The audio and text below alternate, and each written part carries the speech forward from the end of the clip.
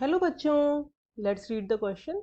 The question says the thermal stability of alkaline earth metal carbonates MgCO3, CaCO3, BaCO3 and SrCO3 decreases as. So we have given 4 options 1, 2, 3 and 4. Out of these we have to find out the correct order of thermal stability of alkaline earth metal carbonate. So first of all, let us check the key concept of the question.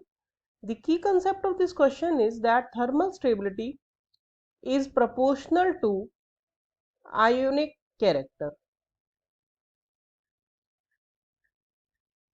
जैसे जैसे आयनिक character बढ़ेंगे वैसे वैसे thermal stability बढ़ जाएगी, क्योंकि जैसे जैसे आयनिक कैरेक्टर बढ़ेंगे वैसे ही कार्बोनेट को डिकम्पोज करना डिफिकल्ट हो जाएगा।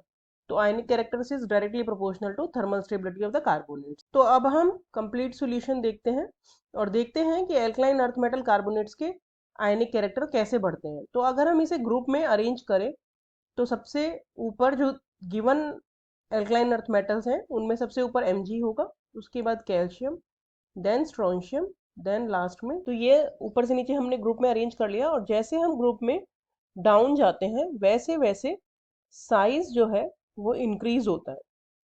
क्यों इंक्रीज होता है? क्योंकि नया शेल ऐड होता चला जाता है। तो that means round the group size increase हो रहा है। और अकॉर्डिंग टू फजान्स रूल, जैसे जैसे कैटायन का साइज इंक्रीज होता है, अगर कैटायन का साइज बड़ा होगा तो उस वाले केस में जो पोलराइजेशन होगा वो मुश्किल हो जाएगा, क्योंकि चार्ज डेंसिटी कम हो जाएगी। तो लेस पोलराइजेशन होगा, पोलराइजेशन लेस होगा तो कोवेलेंट कैरेक्टर भी लेस होंगे। Covalent less means more ionic means thermal stability मोर।